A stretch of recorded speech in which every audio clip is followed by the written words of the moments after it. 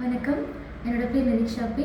நான் சேலத்துலேருந்து hidden Idol நடத்தின singing காம்படிஷனில் கலந்துக்கிட்டேன். ஆனால் அதில் டாப் 10லேயும் செலக்ட் ஆகியிருக்கேன். ஸோ இந்த ரவுண்டில் என்னோடய சாங் வந்து மெல்ல திறந்தது கதவு மூவிலேருந்து குழலூதும் கண்ணனுக்கு.